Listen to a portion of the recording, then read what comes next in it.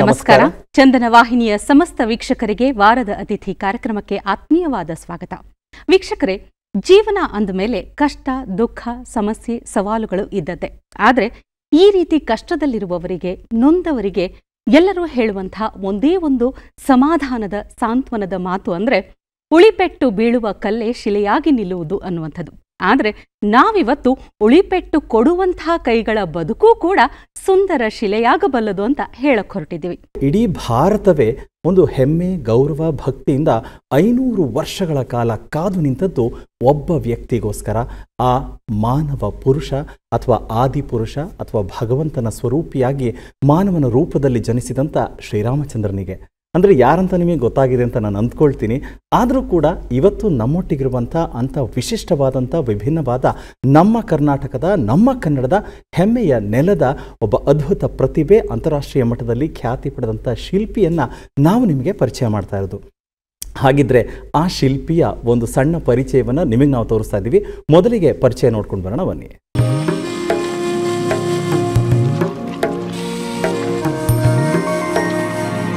ನಮ್ಮ ನಾಡು ಕಂಡ ಹೆಮ್ಮೆಯ ಕಲಾವಿದ, ಪ್ರಸ್ತುತ ಬಹುಬೇಡಿಕೆಯ ಶಿಲ್ಪಿ ಅರುಣ್ ಯೋಗಿರಾಜ್.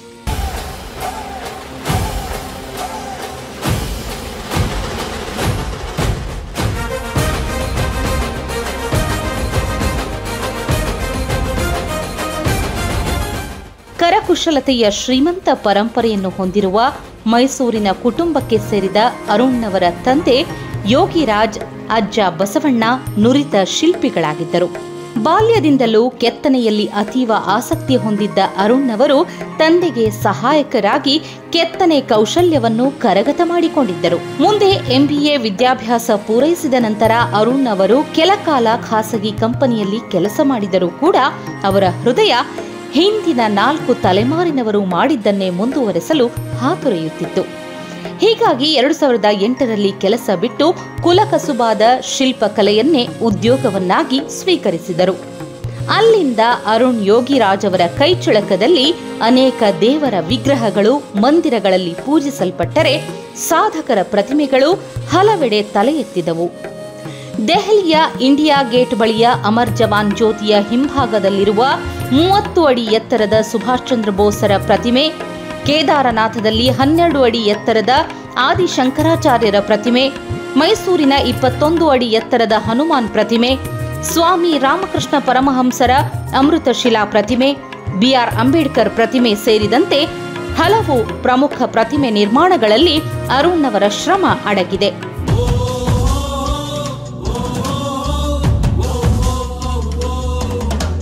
ವಿರಾಜಮಾನವಾಗಿರುವ ರಾಮಲಲ್ಲಾ ಮೂರ್ತಿಯನ್ನು ಕೆತ್ತಿರುವ ಹಿರಿಮೆ ಅರುಣ್ ಯೋಗಿರಾಜ್ ಅವರದ್ದು. ಬಾಲರಾಮನ ಮೂರ್ತಿಯಲ್ಲಿ ಮುಗ್ಧ ಮಗುವಿನ ರೂಪವನ್ನು ಇಡೀ ವಿಶ್ವವೇ ಬೆರಗುಗಣ್ಣಿನಿಂದ ನೋಡಿತ್ತು.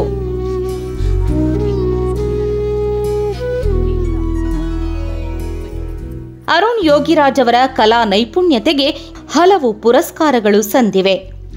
ವಿಶ್ವ ಮಟ್ಟದಲ್ಲಿ ಪ್ರಸಿದ್ಧಿ ಪಡೆದರೂ ಸರಳತೆಯ ಸಾಕಾರ ಮೂರ್ತಿಯಂತಿರುವ ಹೆಮ್ಮೆಯ ಶಿಲ್ಪಿ ಅರುಣ್ ಯೋಗಿರಾಜ್ ಈ ವಾರದ ನಮ್ಮ ಅತಿಥಿ.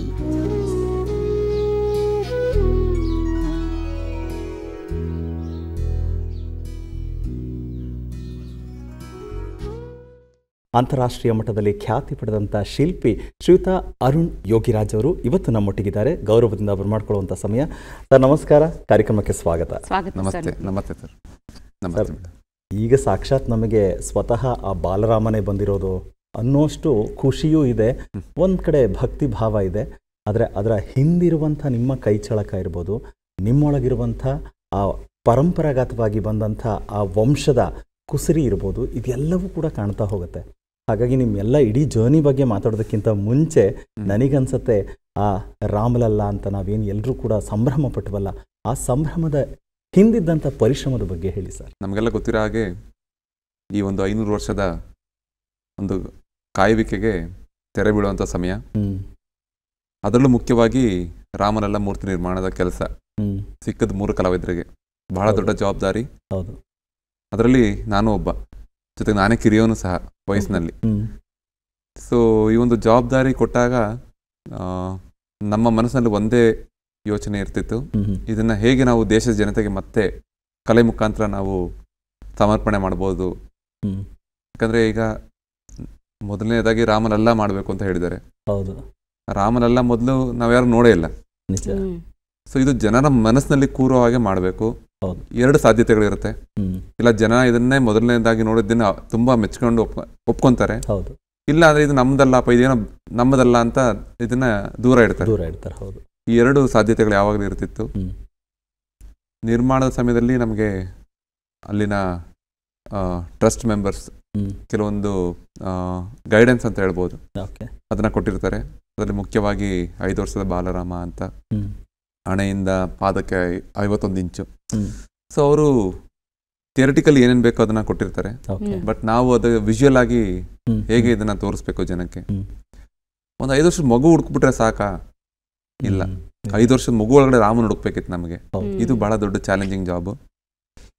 ಸೊ ಸೆಲೆಕ್ಟ್ ಆಗ್ಬಿಟ್ವಿ. ಸೆಲೆಕ್ಟ್ ಆದ ಒಂದು 10 ನಿಮಿಷ ಬಹಳ ಖುಷಿ ಸಂಭ್ರಮ, ಸೆಲೆಕ್ಟ್ ಆದ್ವಿ ಅಂತ. ಆ 10 ನಿಮಿಷ ಆಗ್ತಿದ್ದಂಗೆ ಒಂದು ಜವಾಬ್ದಾರಿ, ಒಂದು ಇದರ ಒಂದು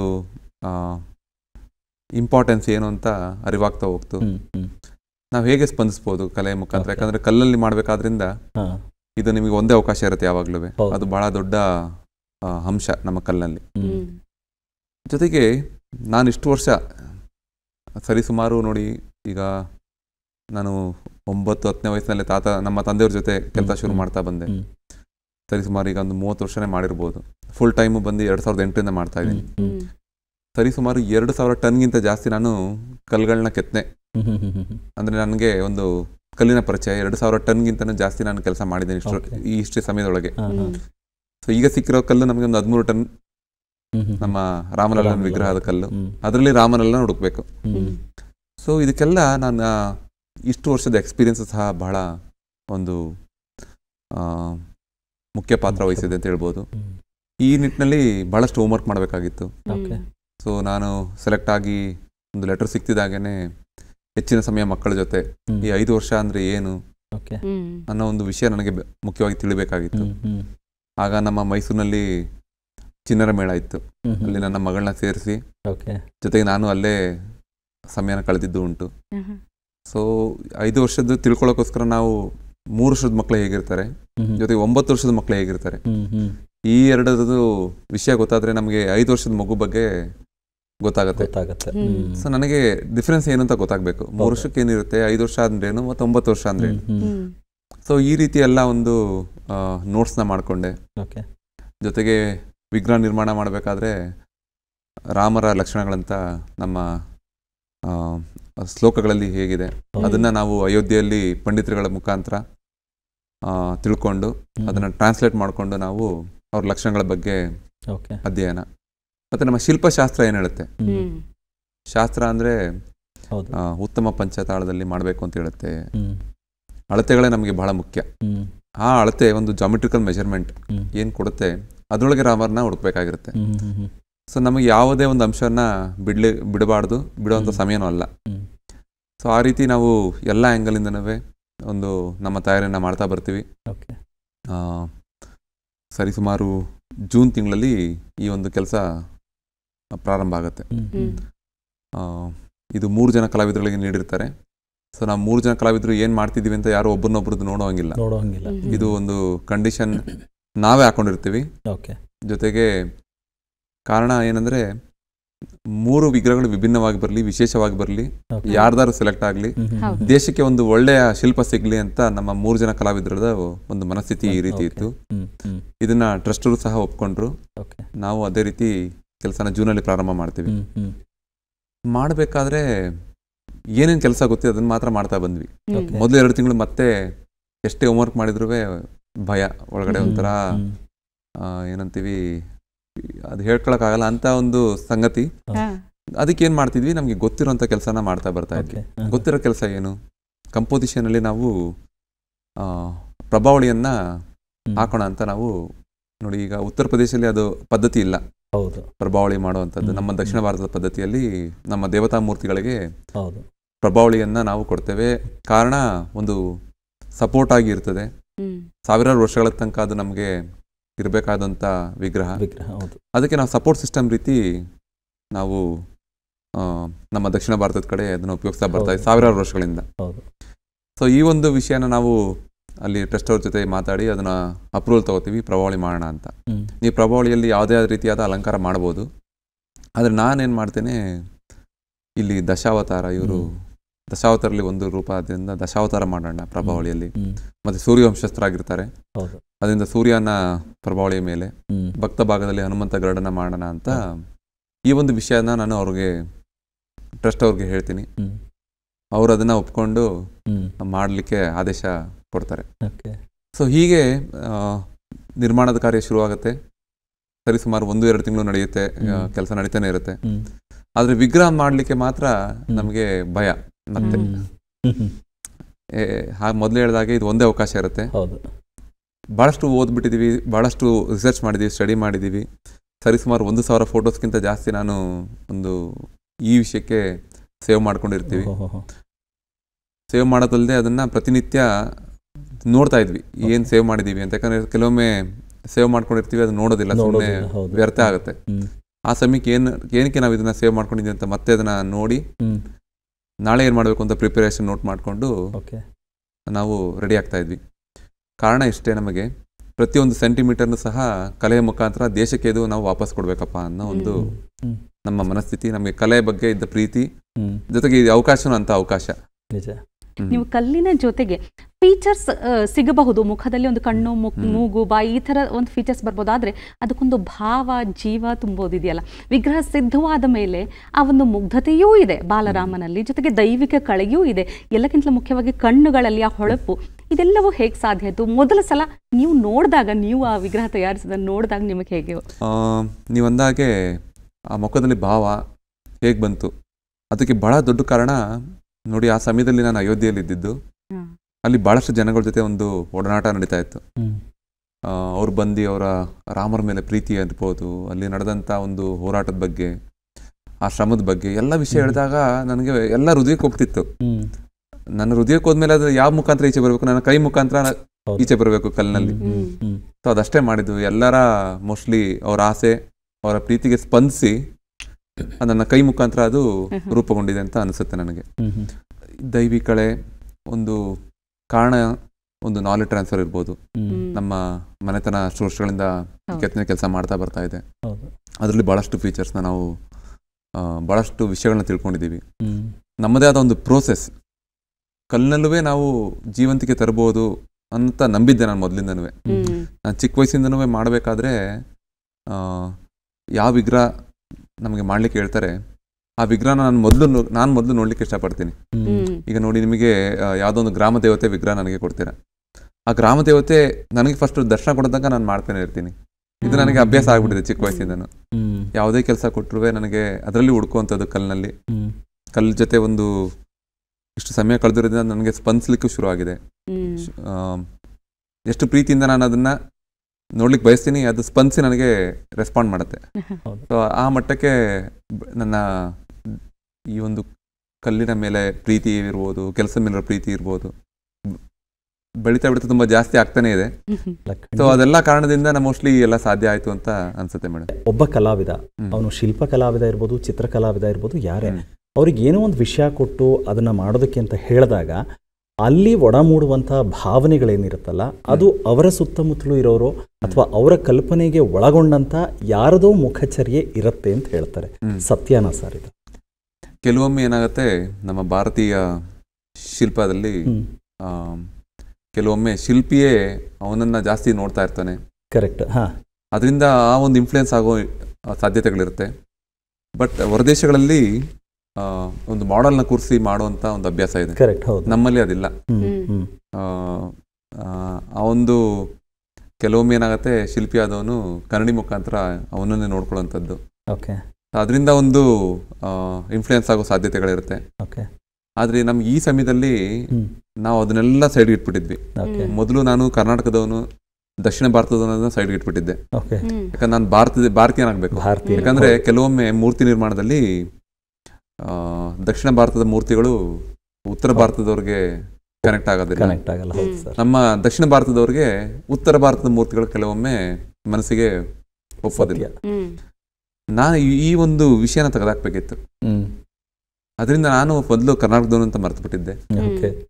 ಇದು ದೇಶಕ್ಕೆ ಒಂದು ಸಮರ್ಪಣೆ ಆಗುವಂಥದ್ದು, ಅದಕ್ಕೆ ಇದು ದೇಶದ ಮೂರ್ತಿ ಆಗಿರಬೇಕು ಅಂತೇಳಿ ಯಾವ್ಯಾವ ರಾಜ್ಯಗಳಲ್ಲಿ ಯಾವ ಶೈಲಿಯನ್ನು ತಗೊಳ್ಳೋದು, ಅಲ್ಲಿ ಜನಕ್ಕೆ ಏನು ಮನಸ್ಸಿಗೆ ಹೋಗುತ್ತೆ, ಇಲ್ಲಿ ಜನಕ್ಕೆ ಏನು ಮನಸ್ಸಲ್ಲಿದೆ, ಇದ್ರ ಬಗ್ಗೆ ಒಂದು ಹೆಚ್ಚಿನ ಮಾಹಿತಿಗಳನ್ನ ತಗೊಂಡು ನಿರ್ಮಾಣ ಆದ ಮೇಲೆ ನಮ್ಮ ದಕ್ಷಿಣ ಭಾರತದವ್ರು ಹೇಳ್ತಾರೆ, ಕೆಲವೊಮ್ಮೆ ನಮಗೆ ಅಯ್ಯಪ್ಪ ಸ್ವಾಮಿ ಕಂಡ ಹಾಗೆ ಕಾಣ್ತಾರೆ, ಕೆಲವೊಮ್ಮೆ ಸುಬ್ರಹ್ಮಣ್ಯ ಕಂಡ ಹಾಗೆ, ತಿರುಪತಿ ವೆಂಕಟೇಶ್ವರ ಕಂಡ ಹಾಗೆ ಕಾಣ್ತಾರೆ, ಒಬ್ಬ ಬಾಲ ರಾಮನಾಗಿ ಕಾಣ್ತಾರೆ ಅಂತ ನಮ್ಮ ದಕ್ಷಿಣ ಭಾರತದ ಎಷ್ಟೊಂದು ಜನ ನನ್ನ ಜೊತೆ ಈಗ ವಿಷಯನ ಹಂಚ್ಕೊಂತಾರೆ.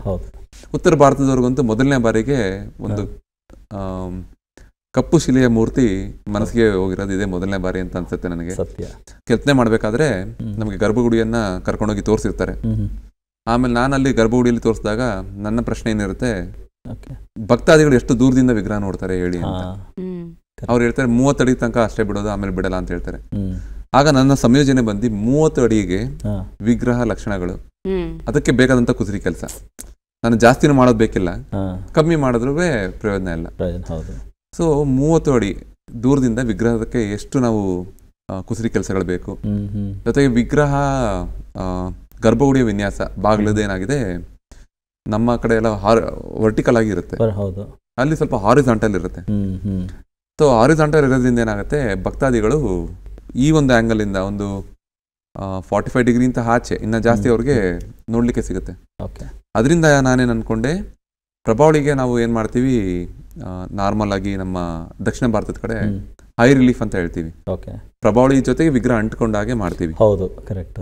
ಆದ್ರೆ ನಾನು ಈಗ ಇಲ್ಲಿ ನಮ್ಮ ಗರ್ಭಗುಡಿ ಬಾಗಿಲು ವಿನ್ಯಾಸ ಬಂದು ಹಾರಿಜಾಂಟಲ್ ಇರೋದ್ರಿಂದ ನಾನೇನು ಮಾಡೋಣ, ಇಲ್ಲ ಈ ಒಂದು ಆ್ಯಂಗಲ್ ಇಂದನೂ ನಮಗೆ ರಾಮರ ದರ್ಶನ ಕೊಡಬೇಕು. ನನಗೆ ಅಲ್ಲಿ ಅವ್ರಿಗೆ ನೋಡಿ, ಯಾವುದೋ ಒಂದು ಹಳ್ಳಿಯಿಂದ ಬಂದಿರ್ತಾರೆ, ಅಯೋಧ್ಯೆಗೆ ಹೋಗ್ಬೇಕು ಅಂದ್ರೆ ಬಹಳಷ್ಟು ಸೇವೆ ಏನಂತಾರೆ ಸೇವಿಂಗ್ಸ್ ಅಮೌಂಟನ್ನ ಇಟ್ಕೊಂಡು ಕಷ್ಟಪಟ್ಟು ಹೋಗ್ತಾರೆ.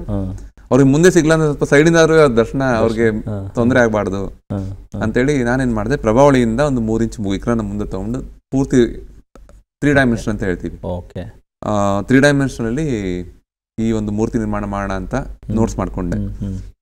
ಸೊ ನಾನು ಏನೇನು ಅನ್ಕೊಂಡು ಮಾಡಿದೆ ಅದಷ್ಟು ಜನರ ಮನಸ್ಸಿಗೆ ತಲುಪ್ತಾ ಇದೆ. ಇದು ನನಗೆ ಬಹಳ ಸಂತೋಷ ಕೊಟ್ಟ ವಿಷಯ.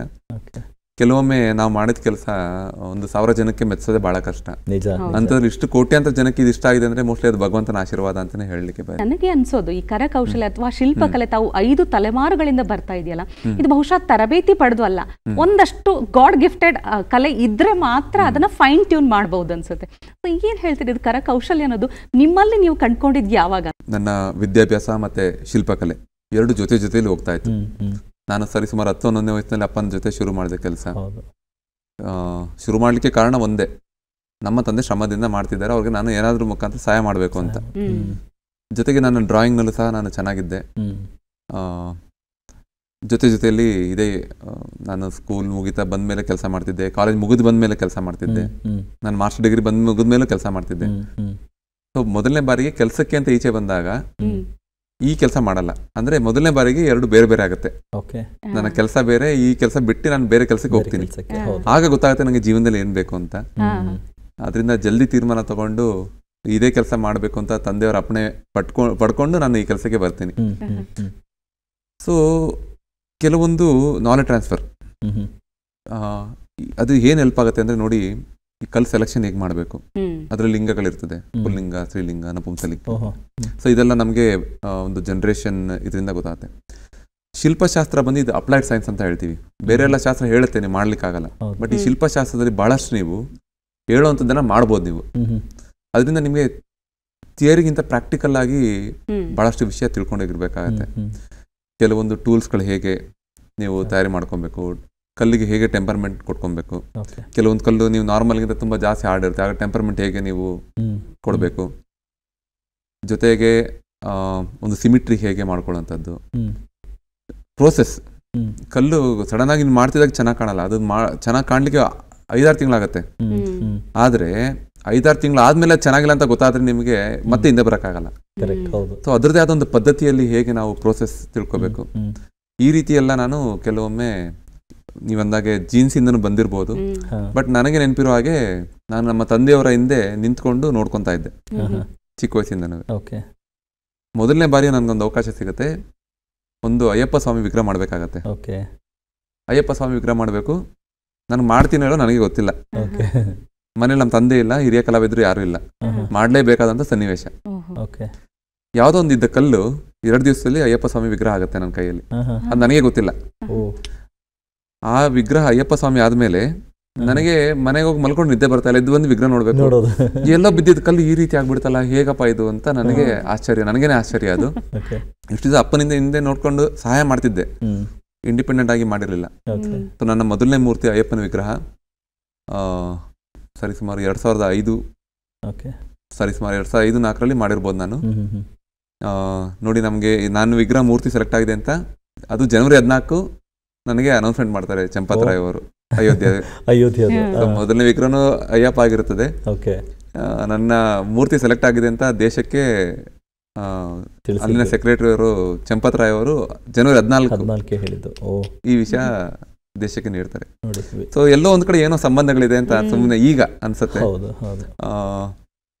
ಒಂದು ಹೆರಿಡಿಟಿ ಎಂದು ಬಂದಿರ್ಬೋದು, ಅದಾದ್ಮೇಲೆ ನಮ್ಮ ಜವಾಬ್ದಾರಿಗಳು ಬಹಳಷ್ಟು ಇರುತ್ತೆ. ಸೊ ನೋಡಿ ನಾನು ನೆನಪಿರೋ ಹಾಗೆ ನಮ್ಮ ತಂದೆ ಹಿಂದೆ ನಿಂತ್ಕೊಂಡು ನೋಡಿ ಕಲ್ತ್ಕೊಂಡೆ. ನಾನು ಎಷ್ಟು ಮುಂದೆ ಈ ಕೆಲಸದಲ್ಲಿ ಇನ್ವಾಲ್ವ್ಮೆಂಟ್ ಮಾಡ್ತೀನಿ ಅಂದ್ರೆ ಕೆಲವು ಕೊನೆ ಸಮಯದಲ್ಲಿ ನನ್ನ ಹಿಂದೆ ನಿಂತ್ಕೊಂಡು ನಮ್ಮ ತಂದೆ ನೋಡ್ಕೋತಾ ಇದ್ರು, ನನ್ನ ಹತ್ರ ಕಲಿತಾ ಇದ್ರು ಅವರು. ಅಷ್ಟು ನಾನು ಈ ಕೆಲಸದಲ್ಲಿ ಅವ್ರ ಜೊತೆ, ಅವ್ರಿಗೂ ಅಷ್ಟು ಖುಷಿ ನನ್ನ ಮಗ ಎಷ್ಟು ಕಲ್ತಿದ್ದಾನೆ ಅಂತ, ನೋಡೋ ಎಷ್ಟು ಜಲ್ದಿ ಮಾಡ್ಬಿಟ್ಟ ಅಂತ. ಬೇರೆ ನನ್ನ ಜೊತೆ ಎದುರಿಗೆ ಹೇಳ್ತಿರಲಿಲ್ಲ, ಬೇರೆ ಕಲಾವಿದರಿಗೆ ಹೇಳ್ತಿದ್ರು.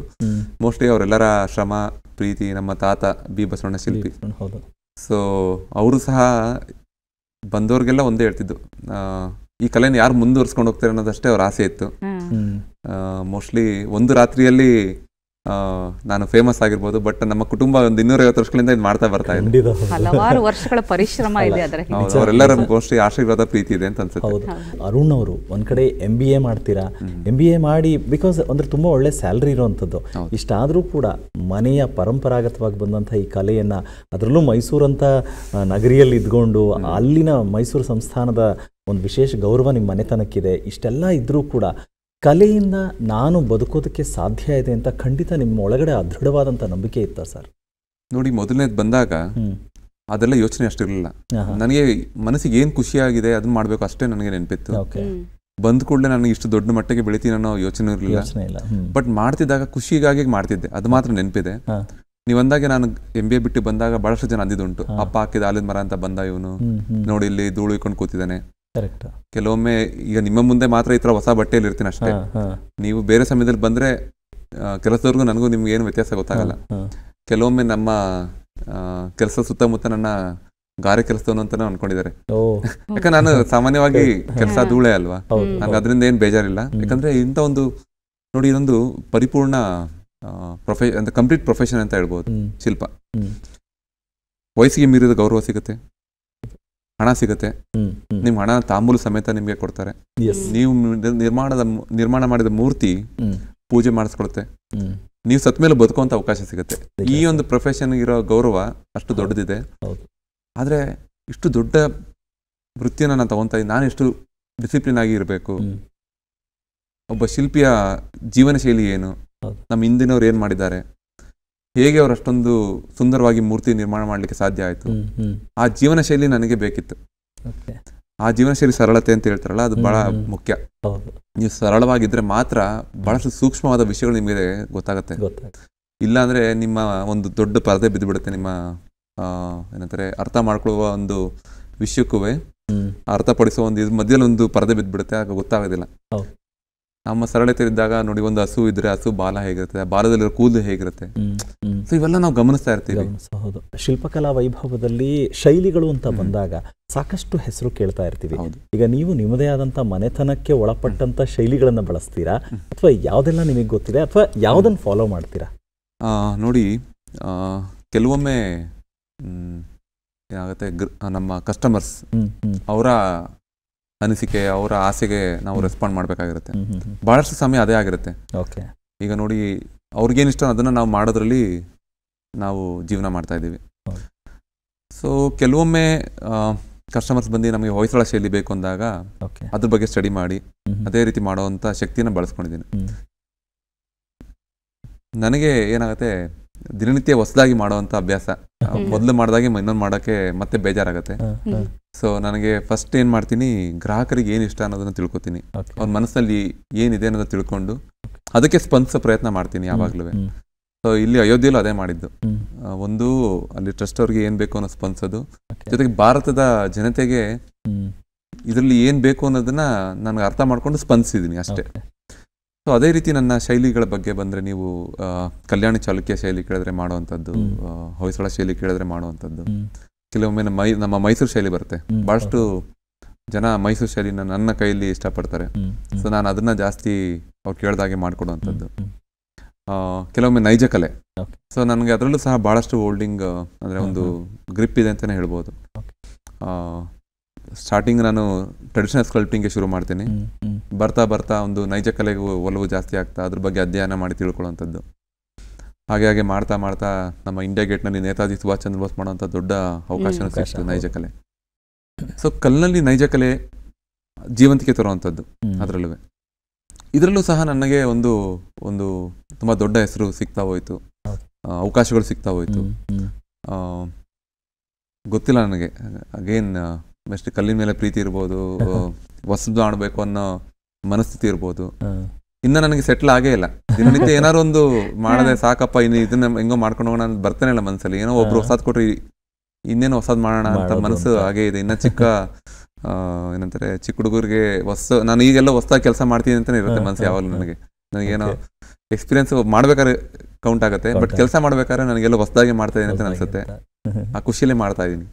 ಸರ್, ಈಗ ಮತ್ತೊಂದು ಅಂದ್ರೆ ದೇವಸ್ಥಾನಗಳಲ್ಲಿ ದೇವರ ವಿಗ್ರಹಗಳನ್ನ ಮಾಡೋದು. ಈಗ ನಮ್ಮ ಲೆಕ್ಕದಲ್ಲಿ ಎಲ್ಲವೂ ಅಂದ್ರೆ ಭೂಮಿಯಲ್ಲಿ ಪ್ರಕೃತಿ ಜೀವ ಸಂಕುಲ ಎಲ್ಲವೂ ಸೃಷ್ಟಿಕರ್ತನೇ ಸೃಷ್ಟಿ ಮಾಡಿರುವಂಥದ್ದು. ಆದ್ರೆ ಆ ಸೃಷ್ಟಿಕರ್ತನನ್ನ ಒಂದು ರೂಪ ಕೊಡುವಂತ ಸೃಷ್ಟಿ ಮಾಡುವಂತದ್ದು ಜವಾಬ್ದಾರಿ ನಿಮ್ಮ ಮೇಲೆ.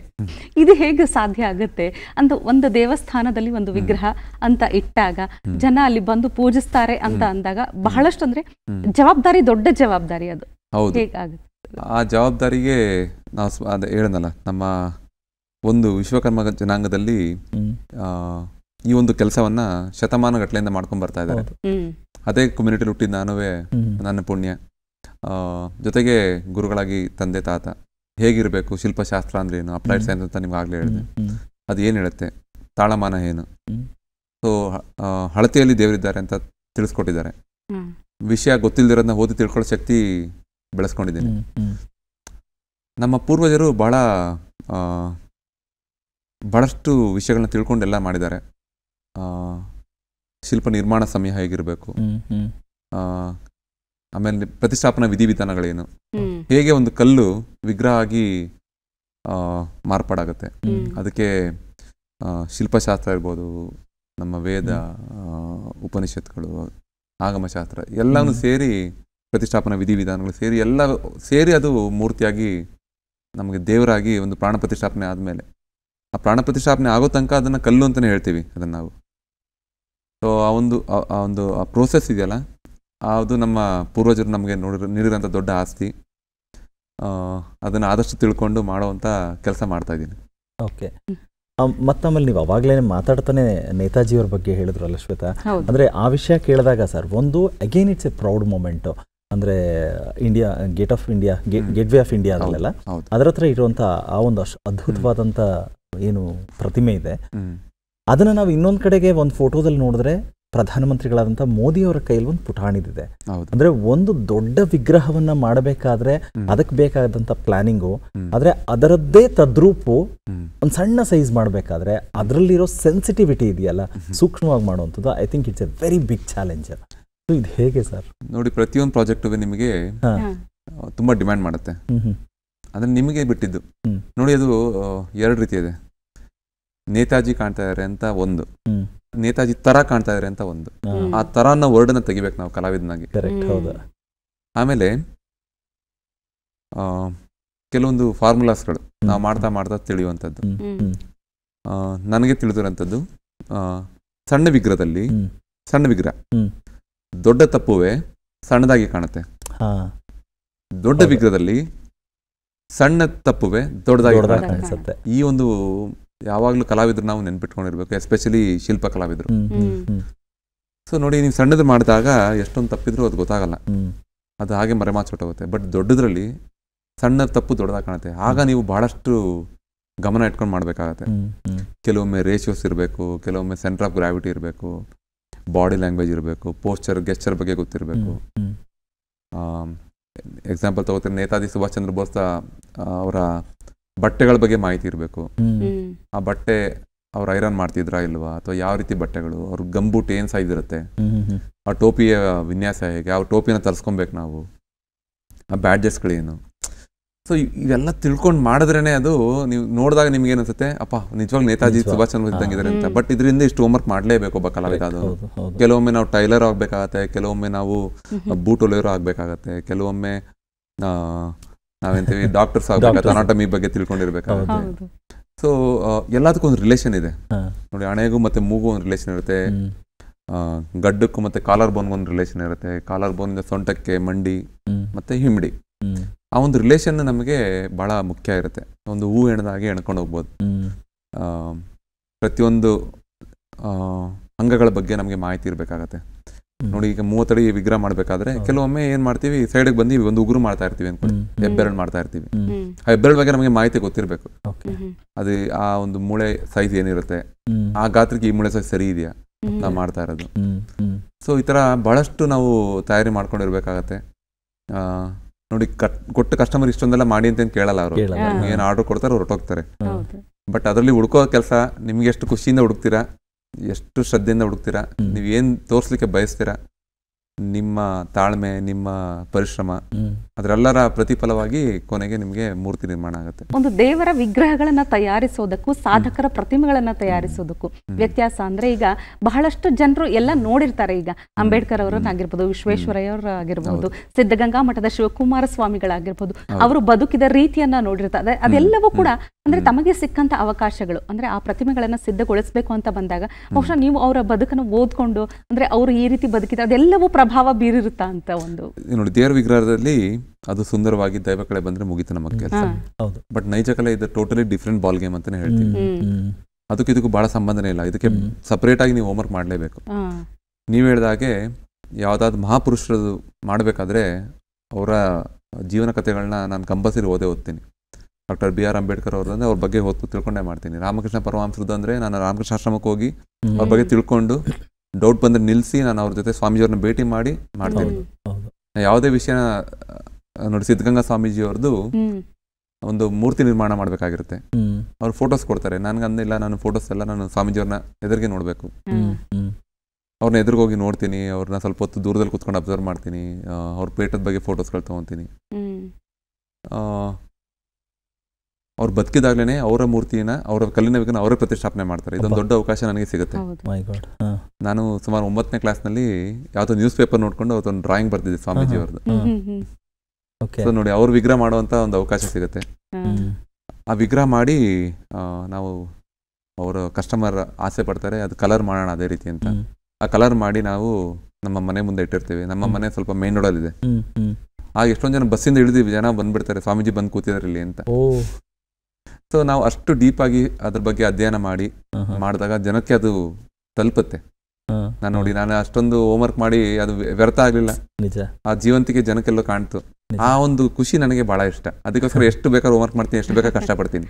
ಕರೆಕ್ಟ್.